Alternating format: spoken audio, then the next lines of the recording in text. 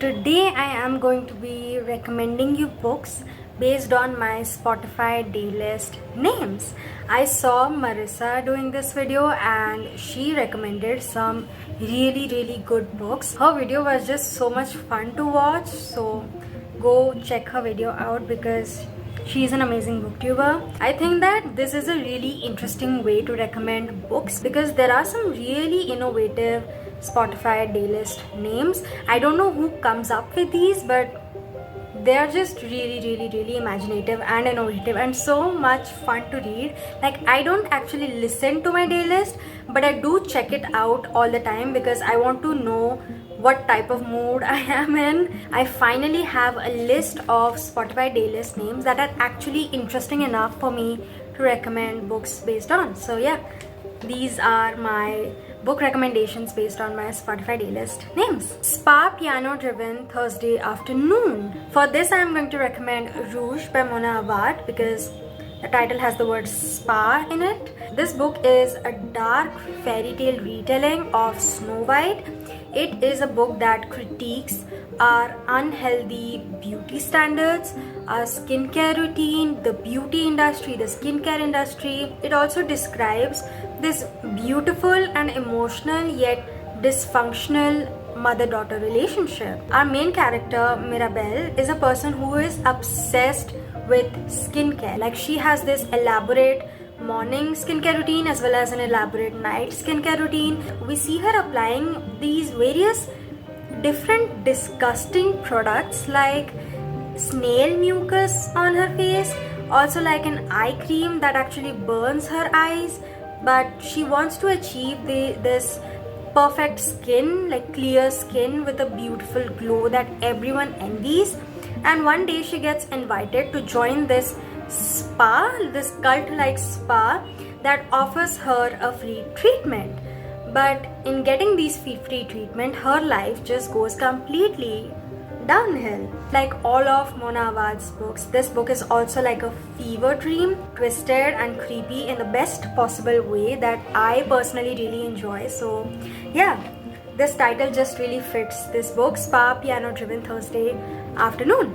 Sleepy Weepy Depress Sesh Tuesday Morning. My year of rest and relaxation, because this book cover just screams this playlist title. It is a book about this unnamed character who is fed up with her life. She just sees no point in everything and is really depressed.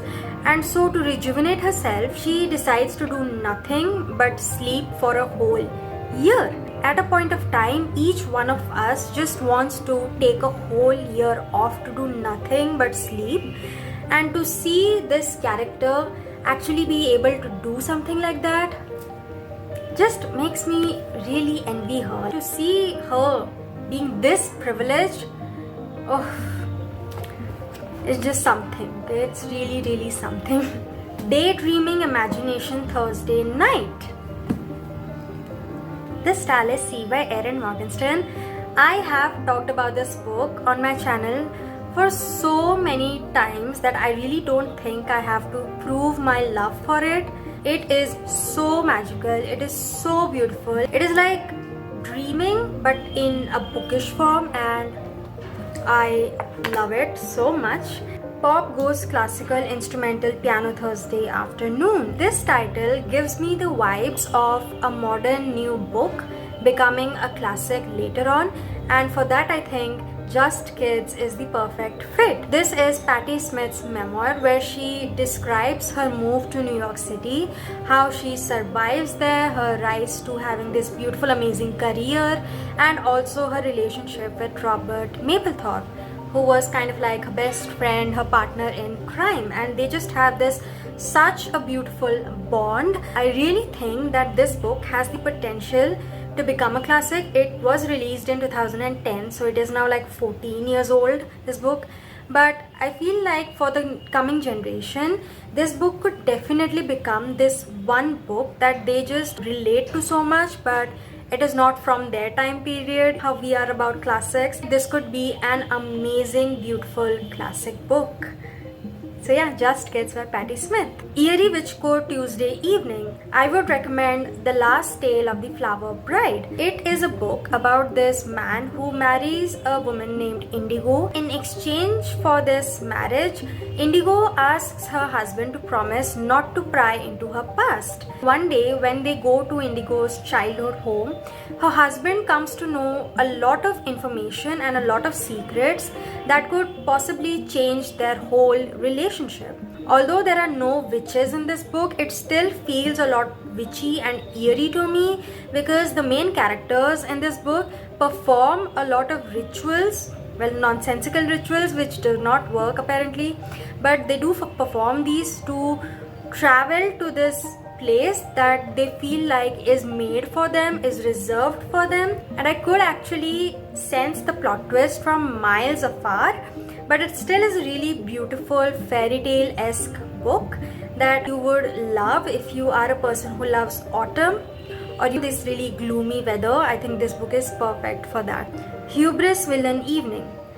At least I think I'm saying it correctly, hubris. For this I would recommend A Certain Hunger. This is a book that I just started and the first chapter is only so much extreme. I am getting like female Hannibal Lecter vibes from this book because, as you all know by now, this is a really popular book and it is about female rage. It is a very feminist book. I haven't watched Silence of the Lambs. I haven't even read it, but I just know that Hannibal Lecter is a really vicious person, and to read about a female version of that person, well, it just seems really interesting. Angry Independent Sunday Morning.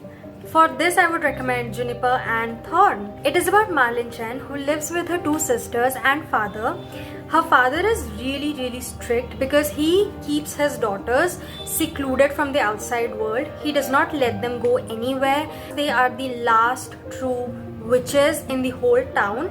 He only allows them to perform their witchiness on people who come to visit them. What their father does not know that these three daughters actually sneak out at night to visit the town, to visit this theater where the plays take place, and we see Marlin Chen slowly coming out of her shell, slowly becoming this independent person who knows what she's worth of, who is finally able to recognize the prison that she is in, and we see her trying to get out of it and fight her way to having a normal life.